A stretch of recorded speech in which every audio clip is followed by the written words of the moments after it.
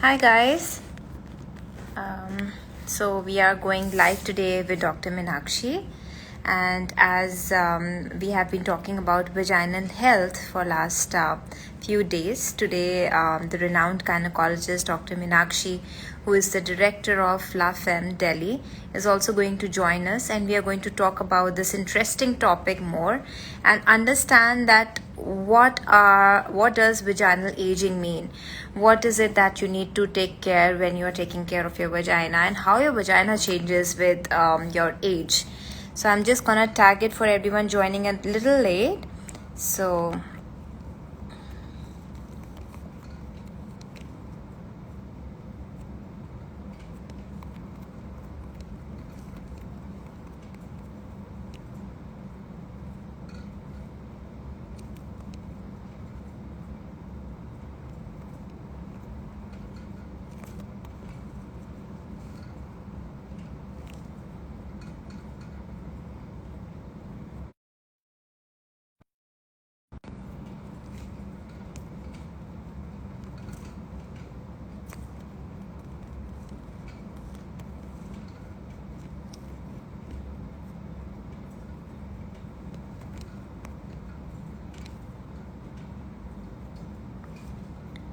I'm just waiting for the doctor to join us.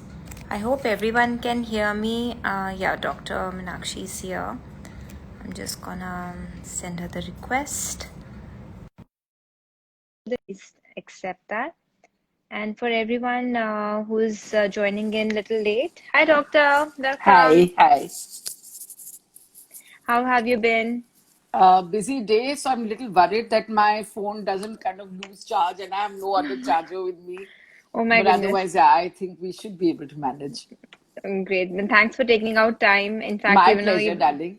yeah. So today, doctor, we are taking up a very interesting topic, which is vaginal health. And as I was talking to you, this is one of the topics that people are not very open to talk about. But here we are addressing this topic because a lot of women have a lot of issues, be it vaginal aging, vaginal discharges, vaginal atrophy, or UTIs. What really happens and how we can prevent and treat it.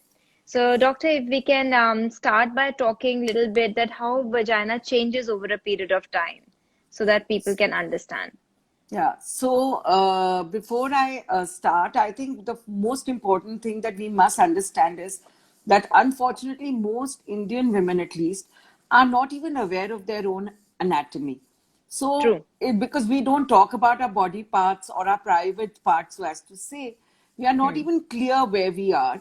So, the first thing is like you said about UTIs and vaginal infections, we must Hmm. understand the vagina and the Hmm. urinary passage are two different passages. So Very if you well. have burning when you're passing urine, or Hmm. you need to go and pee over and over again, or you need to, you have a frequency that, or you have to get up at night to pee, or it hurts when you pee, that's Hmm. a urine infection. That's your urinary Yes. passage. That is the urinary bladder and the urethra and the urethral opening which is being affected. And the Yeah. vagina is a completely different organ and a different system. So when Yeah. you have a itch inside your body, or it's the place where I mean, most easy way to know is that where you have sex, that Hmm. is the part which is the vagina, and that is a vaginal infection if it occurs there. So Yeah. as far as the gynecological system is concerned, we all understand that there's a womb or the uterus where the baby is inherently there. And of course, the two tubes and the two ovaries produce the eggs. Now, Yes. as far as the vagina is concerned, it is the connection from the inside to the outside. Yeah. That tube is a vagina, that's a muscular portion, and that is a vagina or the birth canal, so as to say. And the organs which are outside, which we feel, is actually the vulva, right? Yes. So the itching that you would have outside is known as a vulval itching. And you have Yeah. to understand the vulval area comprises of the mons, which is in front, just in front of the pubic bones. And Yes. as we go down, there is a clitoris with a clitoral hood, which is covering, so as to say, or just above the urethra, and on the sides. So that area is called the vestibule. that is including the urethral opening and the vaginal opening. And Yeah. then on the sides are the lips of the vulva, which are actually the labia majora and the labia minora. So we must understand that these are different organs completely. It's for a male, the sexual and the urinary passage is the same, but for a woman, these are two different organs. And So probably because they're so close together, the openings are so close together, and that's why women end up getting are more prone to infections. That is also one of the absolutely, reasons. absolutely, And very that's true. where women don't understand when it comes to vaginal discharges or UTI. There is a lot of confusion amongst women. They would hesitate to report it to their partner, they would hesitate to report it to their gynecologist because sometimes it's just a normal discharge which needs to be Yeah, addressed. yeah. So, So doctor, there is maybe, something known as a yeah. normal discharge, which, like you Hmm. rightly mentioned. So Hmm. normal discharge is a normal part that you would have, and it would be a secretion which comes out of the vagina, which are the cells which come out with the Hmm. mucus and the secretions. And that's a normal, healthy way of keeping the vagina clean. That's a body's Yes. own mechanism. And Yes. a normal vaginal discharge would not be itchy or smelly. That's the way Hmm. that you know whether it's normal or Very not. rightly said. Yeah. And it is most just before or after your periods, or in the mid cycle when you're ovulating, or Ovulation. otherwise when you are sexually stimulated, Very just right, to help doctor. lubricate the vagina also. So, doctor, these days there are a lot of products in the market which are, marketing themselves as vaginal cleaning or intimate cleaning products. What is the right way to clean your intimate areas, your vagina? What is it, the right thing? So again, coming to the cleaning, it's either of the outer part and the inner vagina. So Yes. normally the vagina would cleanse on its own. If you are well hydrated, your nutrition is good, and you're having a lot of water, you are going to, the normal secretions itself will cleanse the vagina, Yeah. keeping your immunity good so that you don't contract infection. And practicing safe sex is a very simple way of preventing vaginal infections. As far as the outer area is concerned, and like you said, the vaginal washes, so, that's a very sensitive area. So, I always like to equate it to the face actually. So, Yeah. like, we wouldn't like to use harsh soaps or irritants or betadine on our face. I don't Yeah. think it's something that we should be using on our private parts either. That's a very, Exactly. very sensitive and a gentle area, and we need to use either just warm water or just cold water and clean it up. And if you're using a hygiene wash, see to it that just a very little bit is used and that is cleansed up. It is a Yeah. pH balanced wash, Very because well said. a bad a wash or a strong soap would remove the bad bacteria, but they And would the good remove the bacteria. good bacteria also and Yeah. make you more prone to a yeast infection. Yeah, because like our gut, even your vagina has the good bacteria which needs to be in Absolutely. place, and over cleaning would just remove the good flora, the microflora, and lead to more infections. So, doctor, Absolutely. now coming to when a woman is pregnant and she's giving birth, that is the time actually the vaginal canal opens up to accommodate, and a lot of changes happen. I see in my clinic, having running a cosmetic clinic.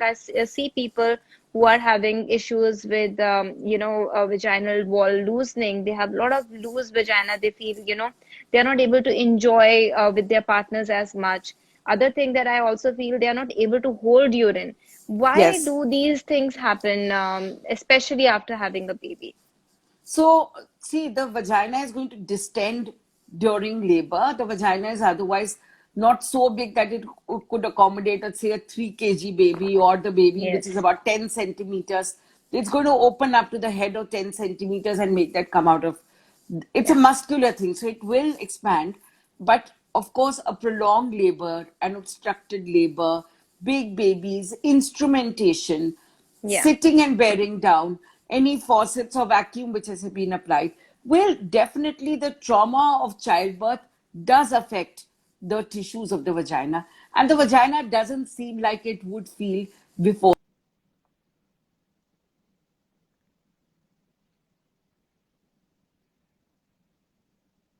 I think there's some bad connection. We lost the doctor in a Problem. bit. Yeah. Yeah. Sorry. So it's Yeah. also the muscular problem which happens. It's not just that it becomes loosened out. the muscles also become very weak because of tearing.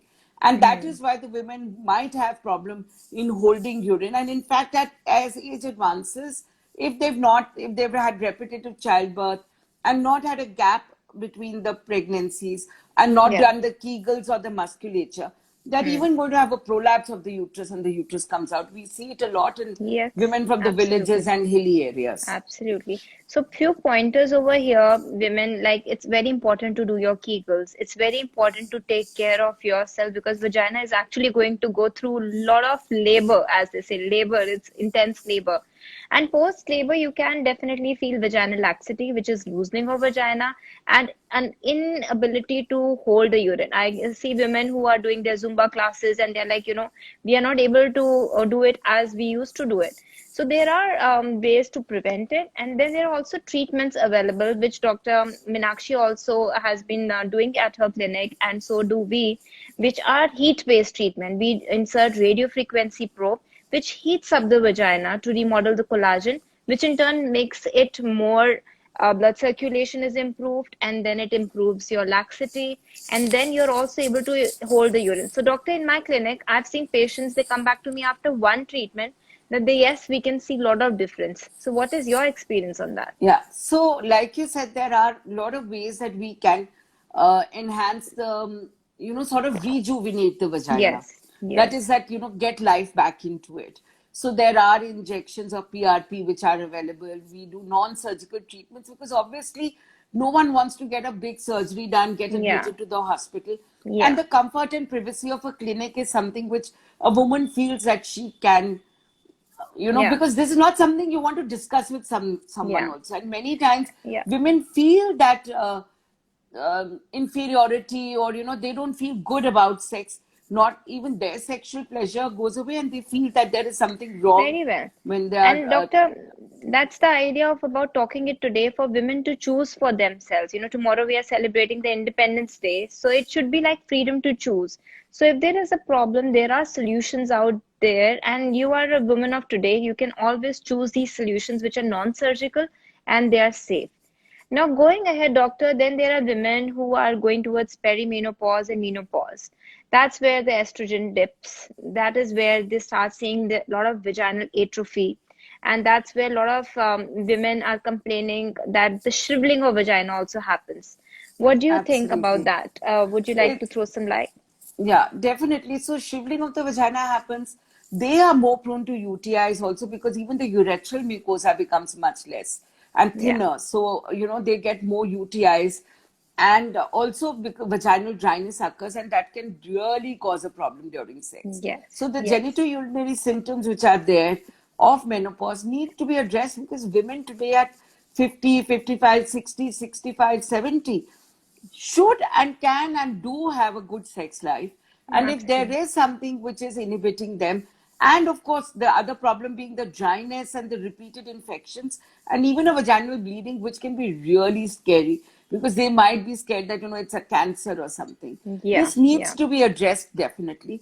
And there are ways that you can enhance the blood supply of the area, of course, Mm-hmm. hormonal and non-hormonal treatments, which can Mm-hmm. be done, which I guess, one discusses one with one's doctor. We are using a lot of local estrogen creams also to rejuvenate the vagina at that Wonderful. age, because it is something that we need to talk about. I think more, like you said very clearly, the more important thing is that we should be able to talk about our problems. Yes. You shouldn't hesitate to say that, yeah, I mean, I've had patients who've come back and said, no, we've not had sex for 2 years because it hurt, and I just gave up on it, and my husband gave up on it.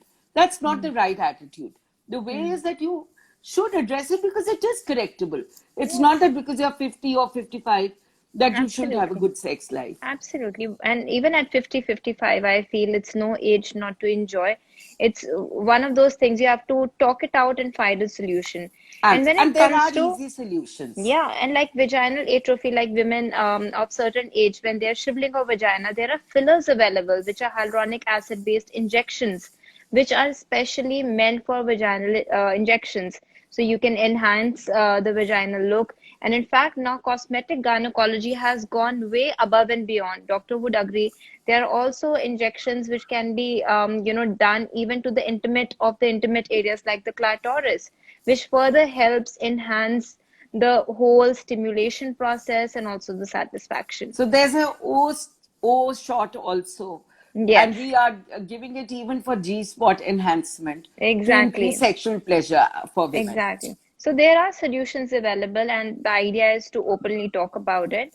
And now, doctor, coming to the next very important point, which I was, going through online, and there was good and bad written. But me being a doctor and an Asian woman, I see a lot of women come to me, young and old, having a lot of vaginal darkening. Indian women have a lot of darkening around their groin area, around their inner thighs, their vagina dark, because of course there is insulin sensitivity, friction, sweating. What is your take on that? How do you deal with such patients? So you rightly said that insulin sensor resistance is the most common reason, and PCO is so common. Plus, Yeah. friction of the thighs can cause darkening of the intimate areas. And again, if that makes you feel doesn't make you feel good about yourself, there is no reason why you shouldn't try and get it corrected. So Yes. normally, I think the better person to deal with that would be a dermatologist.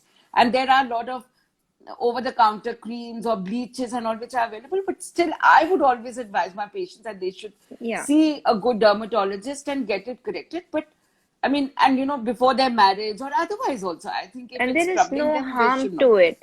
So the Absolutely, they idea are is very safe because, because it's yeah, outside and it is not affecting childbirth or their fertility or anything at a later stage. yeah, very well. Because my viewers and my patients also generally have this question. Young girls would come with their mothers and they would have issues that, oh no, doctor, it might affect her inner organs, it might affect her later on. Then I inform them that these are completely safe. There are vaginal peels, there are lasers, there is PRP, which can be done to rejuvenate and enhance, because this is a very common problem. Indian women, or let us say, we are not educating our children enough. And this is the time we should educate that this is a part of your body and you need to nurture and take care of it. And doctor, coming to that, like laser hair reduction for the bikini area and the vagina is another thing that we do in our clinic very often. But there are patients who still have questions to the hair removal. Now, talking about vaginal hair, how much of that hair are important, and is it okay to remove them? What is your take on that? So all the hair which is there on the vulva is actually meant to be also a sort of safety device to prevent infection, so as to say. But unfortunately, Asians or Indians rather are gifted with a lot of hair on that area, which is Hmm. much more than what is actually required to prevent infections. There's Hmm. a good lush growth compared to Europeans. That's Hmm. one. And Hmm. because we live in a hot and humid climate, there Hmm. is going to be a lot of sweat also in that Hmm. area. And Hmm. that's why it's not like as simple as just letting the hair grow, because it is not a light hair growth. And that is Hmm. why everyone needs to use some remedy. The Yeah. problem with razors and all is obviously that the hair growth is going to be very hard when it grows, and it can be very uncomfortable, and that would cause itching. So an Yeah. appropriate hair removal is extremely important. You could get allergies to local creams and all, and waxing can be extremely painful. Painful. And that's why I personally feel that there is no better option than laser, and it should be done at the right time, because at least the hair growth after that, if it does happen, it's a very gentle and a very small Yeah. hair growth, which would take care of the Yeah. immunity also. So, I've had like, patients yeah. and mothers, in fact, Mm, I have had patients who've gone to laser clinics and come back saying that mm, the even the technician who was doing the laser said that mm. if you're unmarried, then why are you doing this should be done only for married women. So I think that's why that important thing to visit your doctor, to get these things done, consulting your gynecologist, consulting your dermatologist is Yeah. extremely important. So laser hair reduction is perfectly safe even for girls who are unmarried, or let's say who've never had any sexual contact. It's perfectly safe. It's only done on the outside. The target is Outside. only the hair follicle. Your hair would actually become much lesser and, as the doctor said, much gentler. The idea is not to have a clean area, because those hair also have a biological function to protect you from infections. But shaving can cause ingrown hair, waxing can cause burns, infections. It's really painful. Hair removal creams can cause pigmentation. So stay away from that and choose wisely. So having covered all the things, doctor, any other few pointers that you would want to give to women when it comes to taking care of the vagina? Any lookouts when it comes to any discharges or viral infections that go unnoticed and that you see in your OPD that I wish the patients knew about it earlier and they could manage it well? Yeah, so two or three things I would like to talk about. The first is that we have a cervical cancer prevention vaccination, which is the HPV vaccination Hmm. now, and it's a quadrivalent vaccine. Hmm. The quadrivalent vaccine has the benefit that it has two viruses, a vaccine against two viral components, which are actually the ones which cause viral warts, Hmm. Hmm. which are those ugly lesions which can come on the outer skin of the vulva also, as well as inside. So Hmm. vulval warts can be extremely ugly to look at and Yeah. very scary because they look like little cauliflower growths arising Yes. all over the area. So that's one thing. I think one should remember that even for cosmetic or personal hygiene reasons, and not only for prevention of cervical cancer alone, that you should be getting the vaccination done. So that is something I would advise every girl between 9 and But 45, yeah. that you must get your So, cervical doctor, there was cancer a thought quadrivalent about it vaccine. that only younger girls should be getting the vaccine done. So, Okay, is that changed so now? that's completely what happens is that in countries like the UK, where the government is giving the vaccination, or in Hmm. Australia, where the government gives the vaccination, they can give it to only a limited group.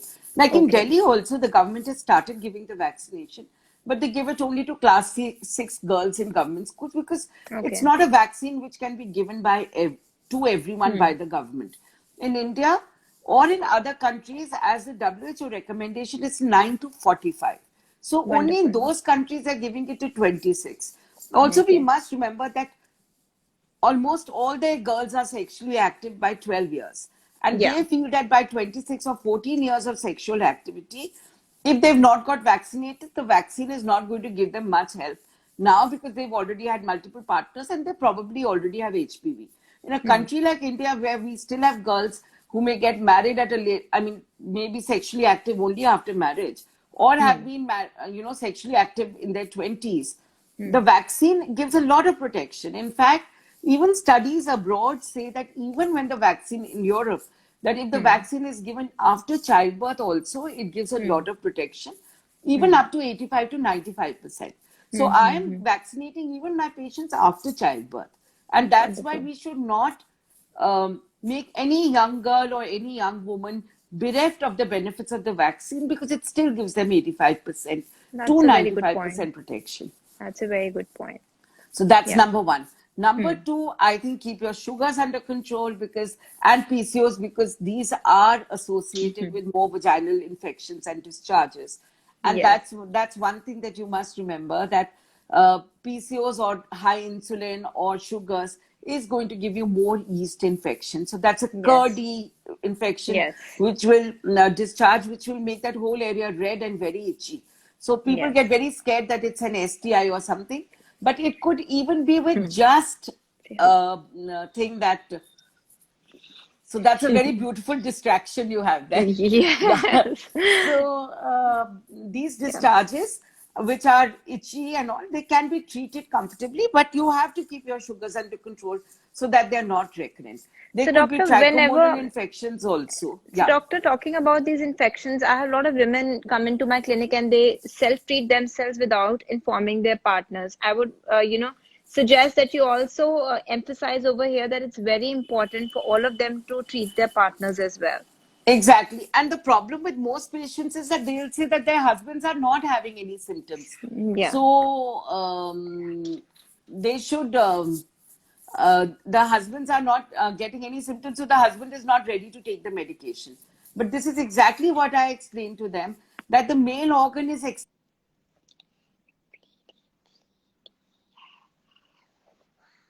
also and it can carry on in their body, but it's not causing infections because their organ is external. Unfortunately or fortunately, Yes. the vagina is internal, it's a humid place, it's a dark place.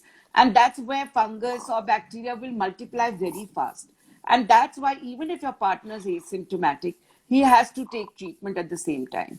And Very that's well. that's the other thing. And the third thing I would always say, probably I don't know whether this is the right place to say it or not, But always in my head, it's the right place to say that whatever protection you may be using, if you're not in a, a committed single partner monogamous relationship, please remember to use condoms every time, because that is the easiest way to prevent not only vaginal infections but dangerous STIs also.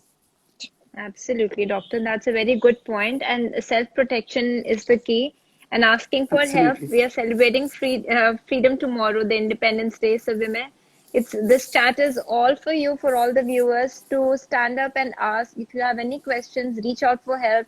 The solutions are there. They're completely safe. And doctor is here to help you, and I'm here to answer all your questions too. So please reach out. Thank you, doctor. Thanks for your Thank time. you, thank you, thank you so Thank much for you. having me, and happy Thank you. Independence Day to you and to all the viewers. Thank you. Same to you. Bye.